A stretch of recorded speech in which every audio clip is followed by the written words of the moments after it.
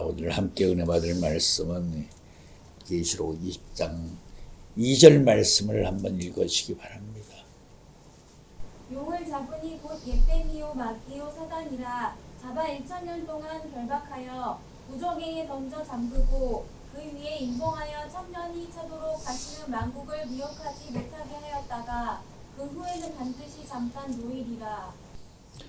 붉은 용을 잡았는데 옙뱀 마귀 사단이라고 하더라. 아침에 아들 계명성이 너는 어찌 그리 찍혀 떨어졌는고. 에덴 동산에서 노여움에 가득 차신 하나님의 진노를 받는 옙뱀의 모습이 나와 있습니다. 그러나 그들은 어찌 되었던 간에 진 자가 아니라 이긴 자가 되었습니다. 그리고 그들은 이긴 자가 됨으로 말미암아 하나님이 아담을 통해서 이루시고자 하셨던 그 목적, 그 결과의 세계를 자연스럽게 분명 확실하게 알게 되었습니다. 그렇기 때문에 옙뱀의 입장으로 보면 나도 아담을 통해서 이루시고자 하신 목적을 이룰 수 있습니다. 나도 행할 수 있습니다. 그렇게 그들이 외칠 수가 있었던 것이죠. 그렇기 때문에 하나님의 입장에서는 분명하게 그들을 제어할 수가 없죠. 이 점을 생각하셔야 됩니다. 에덴 동산 한가운데 생명나무와 선악나무를 두었더라. 한가운데 생명나무와 선악나무를 같은 장시에 동시에 뒀다는 말은 두 나무 중 스스로 택하게 하셨다 하는 분명한 사실이 담겨져 있는 것입니다.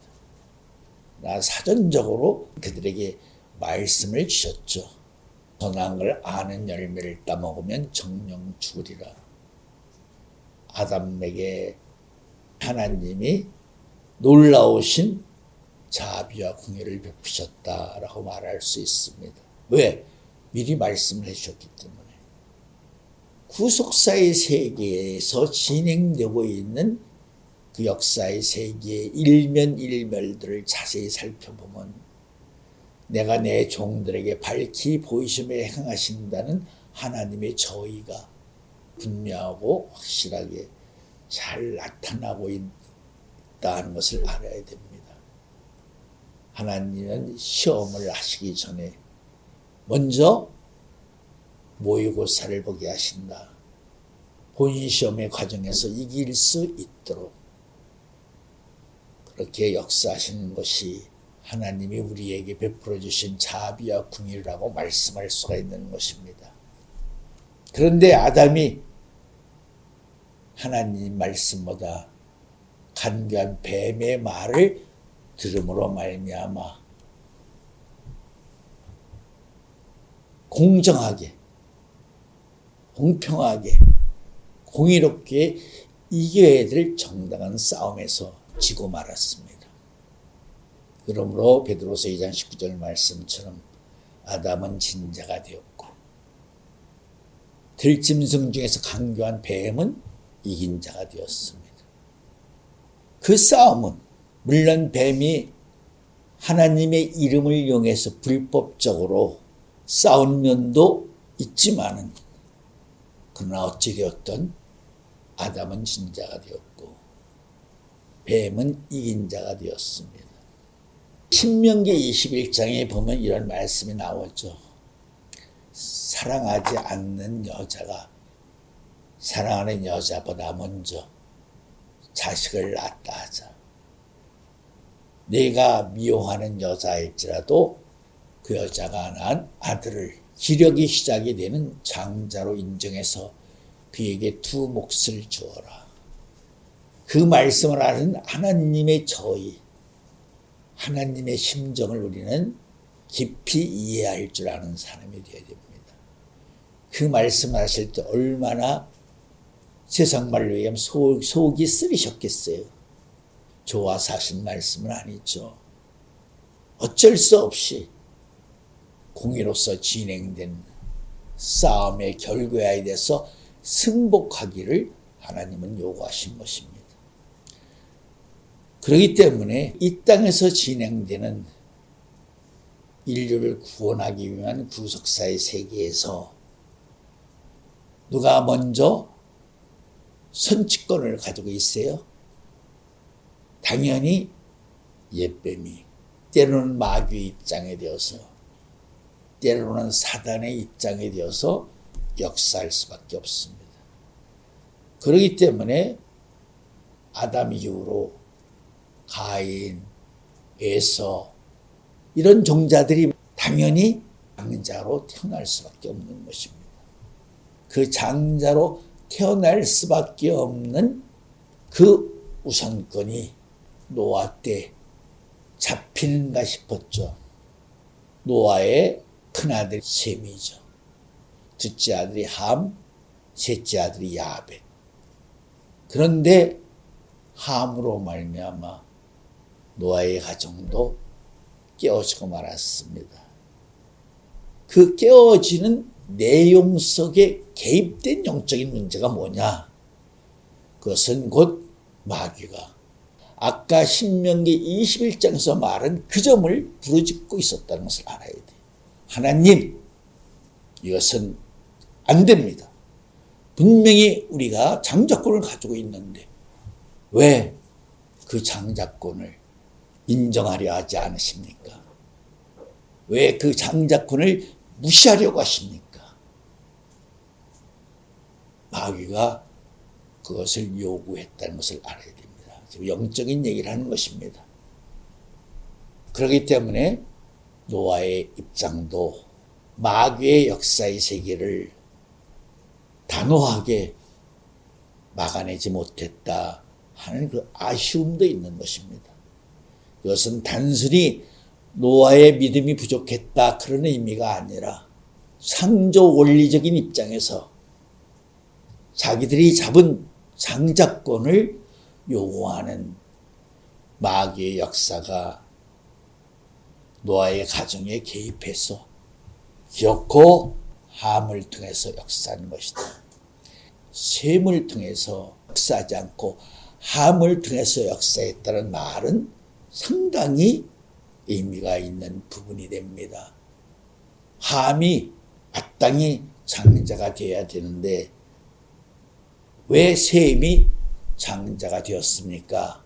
원리적인 입장으로 말하면 영적인 세계에서 그 점을 가지고 부각시킨다면 마귀가 당연히 그렇게 요구할 수가 있는 것입니다.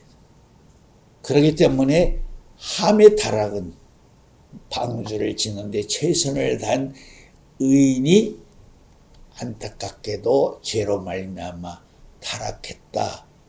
그렇게 순수하게만 생각할 수 없는 부분이 있다는 것을 지금 지적하고 있는 것입니다. 그만큼 마귀가 자기들의 권리를 주장하고 있다. 그 권리를 주장하는 입장에서 함을 통해서 마귀가 그렇게 역사한 것이다 하는 것을 지금 설명하고 있는 것입니다. 그러니까 당연히 마귀 입장에서는 장자권의 권리를 앞세워서 첫째가 아닌 함을 통해서 역사한 것이다. 그러니까 다시 말하면 마귀가 하나님이 노아를 통해서 하시는 하늘의 역사에 분명하게 시비권을 가지고 시비를 걸었다. 그렇게 말할 수 있다는 것입니다. 그 시비거리가 장자권이죠. 왜냐하면 셈을 통해서 축복하시고자 하시는 노아의 중심을 알게 얻었다는 것이죠. 이 말씀은 이렇게 설명할 수가 있는 것입니다. 성경에 보면 홍수 2년 후에 셈이 아르박삭을 낳았다. 많은 아들 중에 다른 아들의 이름을 싹 제쳐놓고 어떤 한 아들의 이름이 기록됐다. 그 의미는 그 아들이 후계자가 된다는 것을 의미하는 것이에요. 홍수 2년 후에 셈이 아르박삭을 낳았다. 근데 아르박삭이 첫째 아들이에요? 셋째 아들 아니야. 그리고 그 전에 아들이 있어. 그리고 함에게도 아들이 있어. 야벳에게도 아들들이 있어. 이 말씀을 하는 저희가 뭐야? 노아의 의도가 드러났다는 거지. 노아가 아르박삭을 인정했다는 말은 뭐야? 아르박삭이 누구 아들이야? 셈의 아들 아니야. 그러니까 셈을 노아가 장자로 이미 마음속에서 가지고 있다, 세웠다 하는 것을 알게 된 것이지. 그러고 나니까 마귀가 가만히 있나? 하나님, 왜 창조 본연의 원리로서 우리에게 넘겨준 장자권을 무시하려고 하십니까? 그래서 아까 신명기 21장 말씀을 하는 거예요. 하나님이 그 말씀을 얼마나 속이 뒤집혀서 하신 말씀이겠느냐. 마귀는 그렇게 항상 밤낮 없이 구속사의 세계에 틈새를 바라보면서 항상 자기들의 권리를 결정하고 있다. 그러니까 마귀가 노아의 가정을 침투한 것이다. 얼마나 지독하게 내적인 세계의 말씀을 하고 있는지를 잘 깨달아야 돼. 영적인 세계의 말씀을 하고 있는지. 노아는 성부, 성자, 성령으로부터 축복을 받은 사람이에요. 그렇기 때문에 완전한 은혜라고 말하는 것이에요. 6장 8절 노아는 은혜를 입었더라. 그럼 당대의인이 완전한 자. 노아가 왜 완전한 자가 될 수 있는가? 300규빗, 50규빗, 30규빗이라는 성부, 성령, 성자의 비밀을 받았기 때문에 노아는 당대의인이 완전한 자가 될 수 있었던 것이죠. 그런 노아가 마귀가 진입하는 마귀 역사를 전혀 모를 수가 있었는가? 막을 수 있는 은혜를 가지고 있는 사람이었었어요. 외부로부터 침입한 적을 막을 수 있는 은혜를 가진 사람이었다는 거죠. 그런데도 노아는 함께 방주를 만들기 위해서 피와 땀과 눈물을 흘렸던 자기의 가족들을 지키지 못한 원인이 무엇인가 하는 점을 생각할 줄 알아야 돼요. 홍수 2년 후에 셈이 아르박삭을 낳았다는 그 말씀 때문에 문제가 터진 것이라고 말할 수가 있는 것이에요. 노아의 의중을 선언했기 때문에 원칙을 어긴 것으로 마귀가 태클을 걸은 것이다 라고 말할 수 있다는 것입니다. 장자는 당연히 마귀의 것이죠. 말씀이 이 땅에 오신 예수님이 율법의 마침을 이루시기 전까지는 그들이 장자권을 가지고 있는 자들이에요. 그렇기 때문에 노아가 어떤 의미에서는 이미 자기의 가정에 닥칠 위험을 알고 있었지만은 묵묵히 자신의 일을 하시는데 전심전력을 다했다. 어느 정도는 마귀의 역사를 노아가 알고 있었다는 것이죠. 그런 의미에서 노아가 함을 유독 자세히 살펴보기 시작했다. 바꿔 말하면 노아가 둘째 아들에 대해서 경계심을 가지고 있었다. 이렇게도 말할 수 있는 것이에요. 그래서 결과적으로는 노아의 가정이 어려움을 겪는 그런 수순에 빠져 있다. 그것을 단지 한 가족의 한 개인 둘째 아들이 저지른 제약상을 생각하면 안 된다는 것이죠. 다시 말하면 옛뱀막이 사단이라고 하는 그들이 총 집결을 해서 자기들의 목적을 주장하고 이루기 위해서 노아의 가정을 공략한 것이다. 이렇게 말할 수가 있는 것입니다. 노아는 분명히 두 가지 일을 다 역사한 유일한 분이에요. 이사야 24장 13절 말씀처럼 방주 안에서는 비둘기 역사를 분명히 했어요. 감남 세입을 물고 왔죠. 두 번째 날아간 비둘기가 세입을 물고 왔다는 것은 물고 온 세입을 노아가 안다는 소리죠. 그 세입을 물고 오게 하기 위해서 노아가 비둘기를 이용했다 하는 점을 알고 있을 것이라고 생각합니다. 노아가 비둘기를 내보낸 이유 표면적으로 물이 감한 여부를 알고자 그렇게 말하고 있지만 영적으로는 감남세입을 물고 오게 하기 위해서 때에 맞는 준비된 사람을 알기 위해서 비둘기를 내보낸 것이다. 방주 안에서 비둘기 역사를 하는 것입니다.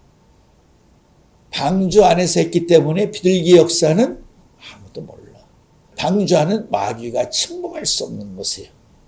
하나님이 역청치를 해놓고 하나님이 닫았던 문이기 때문에, 그렇기 때문에 감람나무 역사를 가리켜 계시록 11장 8절에서 영적으로 말하면 그렇게 말하는 것이에요. 왜 옛뱀 마귀 사단을 붉은 영이라고 하는 것인가? 붉은 영이라고 하나님이 인정하신 그 저희는 무엇인가? 우리가 세상적으로도 어떤 사람이 내 어린 아들을 죽였어요. 그럼 그 사람을 보면 치가 떨리고 분노가 생기고 그것이 사람으로서 가질 수밖에 없는 감성의 세계라고 말할 수가 있죠. 근데 하나님은 어떤 마음에 어떤 의도에서 그런지 몰라도 하나님이 하시고자 하신 역사의 세계를 방해하고 대적했던 그를 아주 무시하고 외면하지 아니하시고 도리어 그에게 더 큰 영광의 이름을 붙여주셨어요. 뱀은 땅에 붙어 사는 존재죠. 그런 존재가 용이 됐다는 말은 무슨 소리예요? 비상하는 존재. 비상하면서도 거룩한 존재. 비상하는 입장으로서 영광을 가진 존재라는 의미가 용이라는 이름 속에 들어있는 것이에요. 그렇다면 하나님은 왜 그를 용으로 인정해 주셔야만 하셨는가 하는 점을 설명을 하려고 하는 것입니다. 분명히 계시록 12장에 하늘에 두 이적이 있는데 첫째 이적은 해를 입은 여인, 둘째 이적은 붉은 영. 여기서 이적이라는 말은 신령한 자로서 가지고 있는 그들의 능력을 하나님이 인정해 줬다 그런 뜻이에요.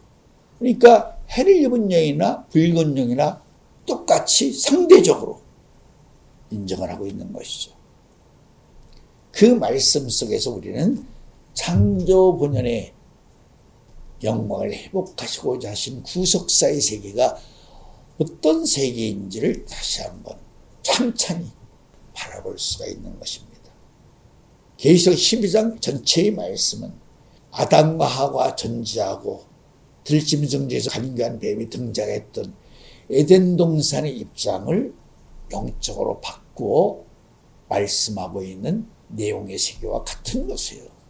그 목적이 이루어진 그 차원의 세계가 영광이 다를 뿐이지 실제적인 입장으로서는 똑같은 말씀의 세계라고 할 수가 있어요.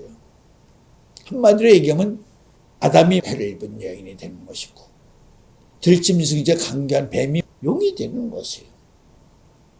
이 말씀의 의도 속에는 계시록 12장 말씀은 들짐승 중에 강교한 뱀이 지혜로 뱀의 모략으로 파괴되었던 에덴 동산을 최종적으로 바로 회복하시고자 하시는 창조 본연의 마지막 영광의 순간이라고 말할 수 있죠.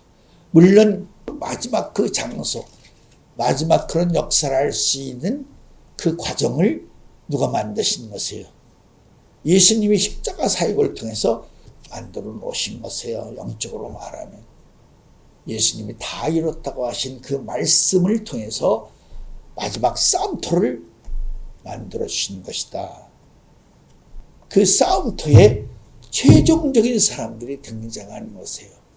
해를 입은 여인이 하시고자 하시는 역사의 세계를 붉은 영이 다 알고 있다는 것을 알아야 돼요. 그러니까 서로가 서로에 대한 상대적인 입장과 상대적인 비밀과 암호를 서로 공유하게 했다.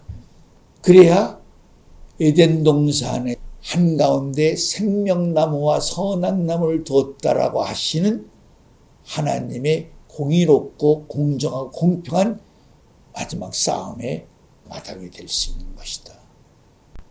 하나님이 공의로우신 분이시죠. 편파적이시면 안 되지. 그렇기 때문에 마당만 준비하지 않고 한때 두때 반때라는 때에 맞는 사람들까지도 다 준비하게 하시는 것이다. 때에 맞는 사람들까지도 준비하시게 하시고 그 때를 통해서 공의적인 경쟁을 통해서 씨름할 수 있는 상대도 이미 정해놓으신 것이다. 그래서 전 3년 만에 빛의 세계에도 세 사람이 등장하고 후 3년 만에 어둠의 세계에도 세 사람이 등장하게 되어 있는 것이다. 그렇기 때문에 마지막 때에는 6,000년 동안 갈고 닦은 예비하고 준비한 대상들이 출현하게 되는 것이다. 계시록 16장 16절 말씀에 유브라다강이 마름으로 동방에서 오는 새 왕과 또 개구리 같은 새 영이 모으는 자들이 있죠. 이것은 곧 때에 맞게 때에 맞는 장소로 때에 맞는 사람들을 인도하는 그런 역사의 모습이라고도 말할 수가 있는 것이다. 그렇기 때문에 항상 붉은 용 안에는 마지막 목적을 위해서 옛뱀마귀 사단이라는 새 종자들을 항상 준비하고 있다. 품고 있다. 그들의 입장으로 봐는 그들도 항상 임마누엘이 되어 있다. 살로메가 예수님에게 그렇게 묻죠.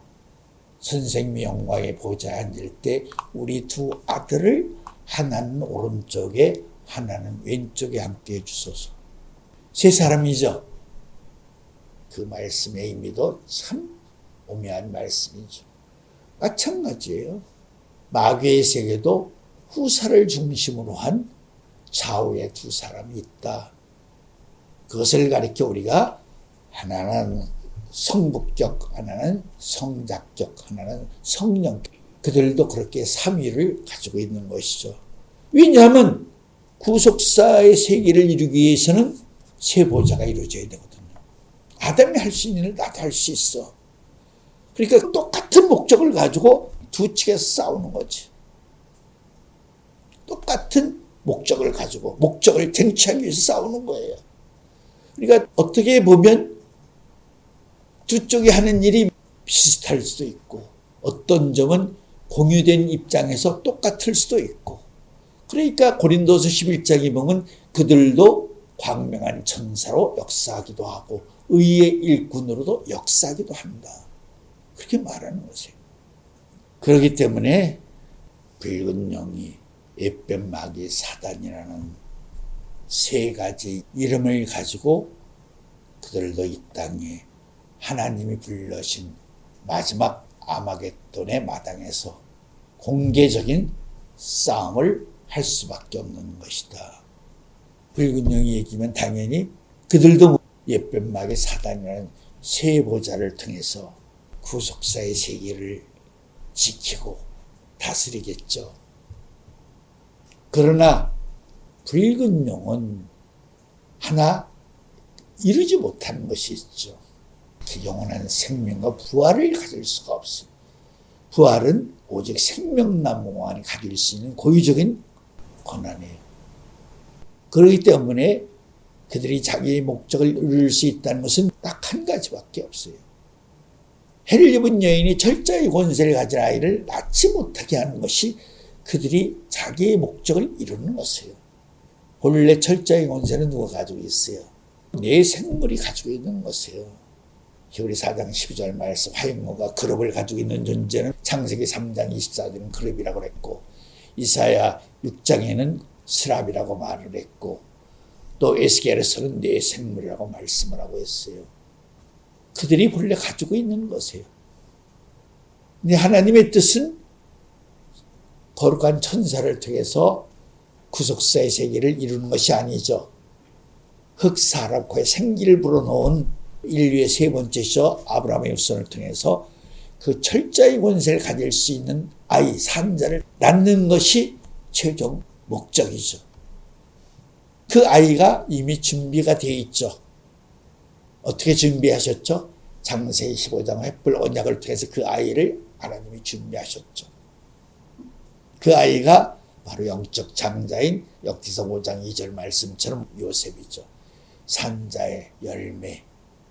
그가 마지막 때 이 땅에 와서 로마서 1장 4절 말씀처럼 부활의 능력으로 사망의 권세를 깨시고 하나님의 아들로 인정받는 그 순간이 산자가 되는 그가 바로 천사들에게 맡겨놓았던 철자의 권세를 가질 수 있는 유일한 존재가 되는 것이죠. 그 아들이 태어나는 순간 자기들이 영원히 추구하고자 하는 그 목적을 이룰 수 없는 패배자라는 것을 인정하는 순간이 되는 것이죠. 그렇기 때문에 계시록 12장에서 보면 하늘의 두 이적 중에 붉은 영이 그 아이를 낳으면 삼키고 자는 것이 그들이 이 땅에서 유일하게 자기의 때를 연장시킬 수 있는 마지막 포로 최후의 싸움의 목적이라는 것을 알게 되는 것입니다.